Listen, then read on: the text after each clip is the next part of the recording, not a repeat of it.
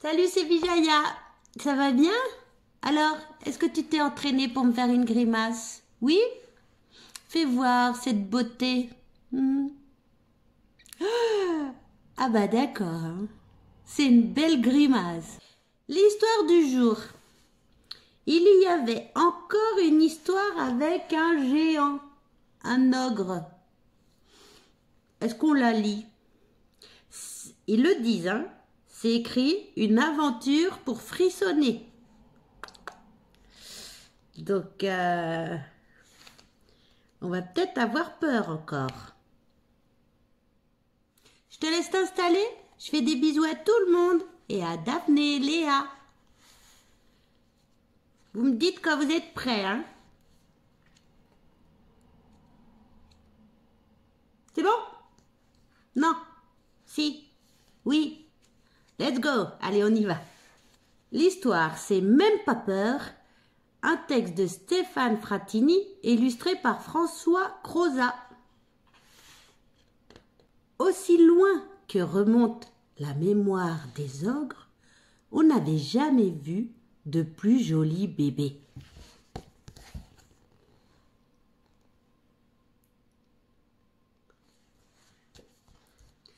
Un jour tu seras le plus terrible, lui murmurait sa maman l'ogresse.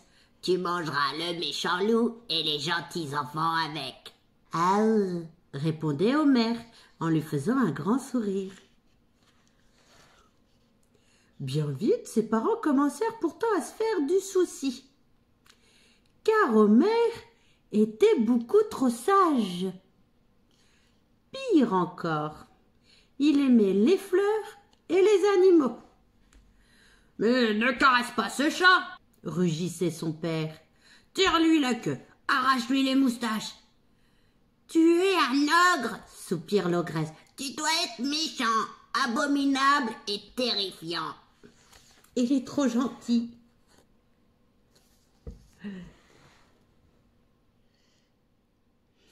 Parce que normalement, les ogres sont méchants et pas gentils.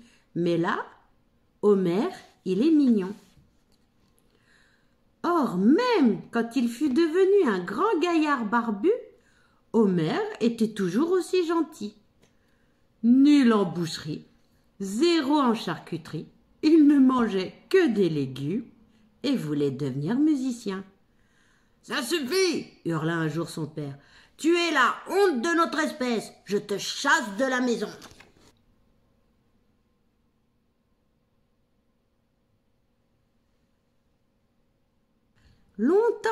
Longtemps, Homer erra dans la forêt. Il croisait toutes sortes d'animaux, et même des lutins et des gnomes. « Ohé !» leur criait-il.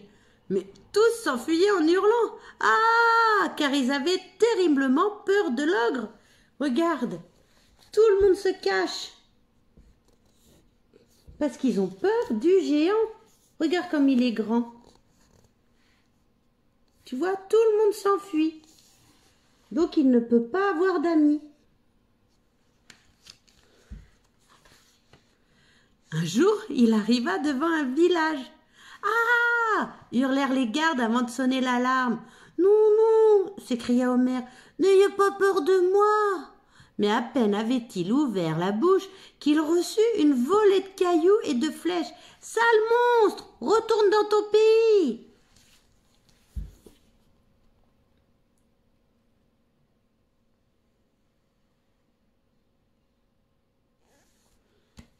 Tu as vu les villageois? Attends, regarde, un petit détail. Regarde le petit garçon là, qu'est-ce qu'il fait? Il tire la langue. Désespéré, Homer s'installa dans une caverne et se résigna à vivre tout seul. Quand il se sentait vraiment trop triste, il pinçait les cordes de son banjo et chantait une chanson d'ogre. Gros lolo, l'air. Hélas, personne n'était là pour l'écouter. Tu m'étonnes, c'est un tube. Mais regarde, j'ai l'impression qu'il y a des animaux quand même qui l'écoutent. On voit un ours. Et on le voit, il est devant sa caverne. Un matin, il entendit une petite voix furieuse. Hé, le monstre! On t'a dit de t'écarpir d'ici. Et c'est pas de me croquer, hein. Tu t'y casserais les dents. Stupéfait, Homer baissa les yeux. Il aperçut alors une minuscule armure qui brandissait le poing vers lui. « Oh, oh, oh !»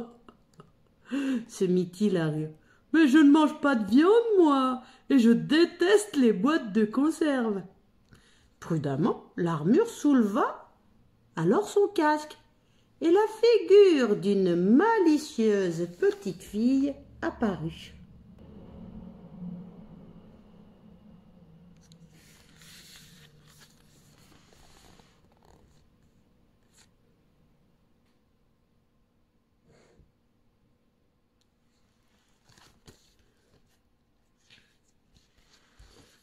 Je m'appelle Mirette, dit-elle. Je suis la fille du forgeron et j'ai même pas peur de toi. Moi, c'est Homer, répondit Homer. Puis comme il ne savait pas quoi dire d'autre, il lui fit un gros sourire. Mirette semblait vraiment très étonnée. Tu as l'air plutôt gentil, dit-elle. Mais alors, pourquoi tout le village a peur de toi? Et pourquoi mon papa m'oblige à porter cette armure? C'est que je suis un ogre, soupira Homer. Et les ogres sont faits pour faire peur.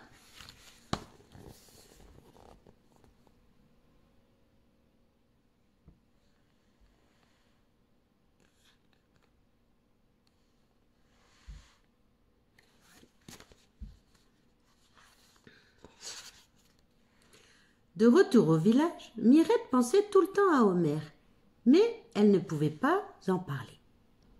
Chaque jour, les hommes inventaient de nouvelles histoires sur l'ogre. Quelqu'un l'a vu égorger un veau.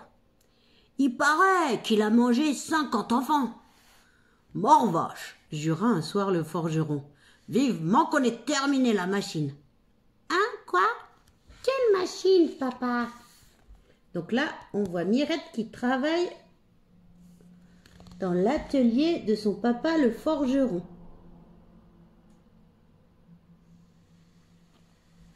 Les dessins sont bien, mais il y a plein de détails. Alors, te montrer ça à l'écran, c'est pas évident, je trouve. La machine, Mirette. La grande écrabouilleuse d'ogre. Il faudrait peut-être essayer de lui parler d'abord. Peut-être que c'est un ogre gentil. Chère petite fille, comme tu es naïve, s'exclama le forgeron. Un ogre ne peut pas être gentil. Ce n'est qu'un idiot, une brute, un monstre.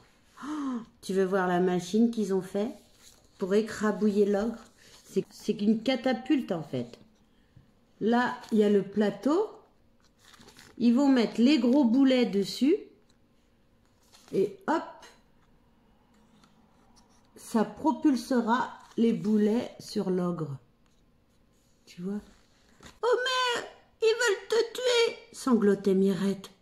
Son chagrin faisait tellement peine à voir que tout le petit peuple de la forêt s'était approché.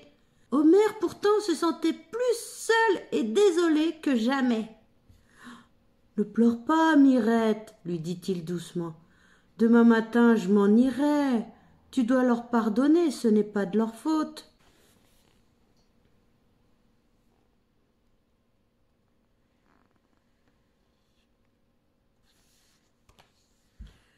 À cet instant, on entendit un grondement lointain, puis des cris, des hurlements, et soudain le sol se mit à trembler. « Au secours !» criaient les animaux, les lutins et les gnomes. « Un dragon arrive, il va nous dévorer !» Emportés par la panique, Homer et Mirette se mirent à courir. Ils sortirent de la forêt, filèrent vers le village. Comme la palissade n'était pas bien solide, Homer la brisa d'un coup d'épaule et tous s'engouffrèrent en hurlant « Ah !» Ah, tu vois, ils courent tous. Regarde le monde qu'il y a. Plein d'animaux qui sortent de la forêt.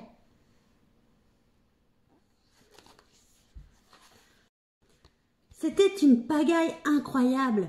Hommes et animaux, amis et ennemis, tous se retrouvaient ensemble et tous se tournèrent en même temps vers l'ogre. « Toi qui es si grand et si fort, défends-nous contre le dragon !» Homer aussi avait très peur, mais il retrouva vite son sang-froid et prit la direction des opérations. « Il faut construire une muraille, dit-il, les sangliers, déraciner les arbres, les hommes, tailler des poutres, les femmes, apporter des pierres et les enfants des seaux de ciment. »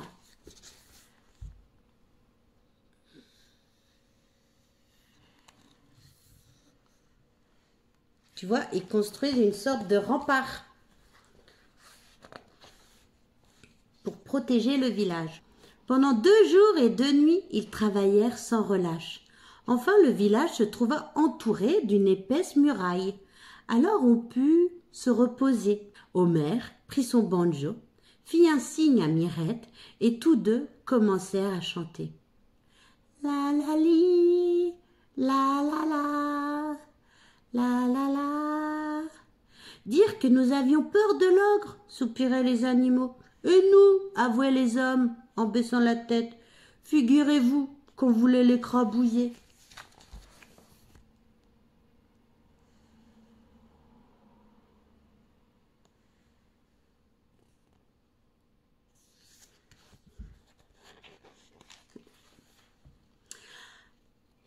Oh là, je sais pas si je lis la suite.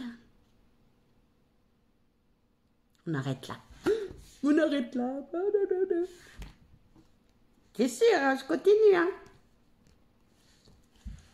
Mais au petit matin, une silhouette immense se dressa par-dessus la muraille. Une ombre noire comme la nuit s'étendit sur le village.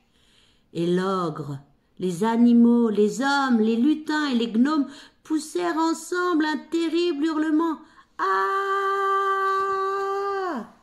Regarde l'ombre qui arrive sur le village. C'est le dragon, il a... Oh là là, j'ai eu peur. Regarde, il fait trop peur. Le dragon. Tu le vois? Oh là là. Non, non. N'ayez pas peur de moi, s'écria le dragon. Je ne suis pas méchant. Je ne mange que du charbon. Mais j'en ai tellement assez de faire peur à tout le monde et de m'ennuyer tout seul dans mon coin. Je vous en supplie, laissez-moi seulement vous chanter une chanson de dragon. Et voilà, en fait, tout le monde était gentil. C'était une fausse histoire pour faire peur. Tout le monde était gentil, tout le monde chantait des chansons. Alors toi aussi, il faut que tu chantes des chansons. Bisous.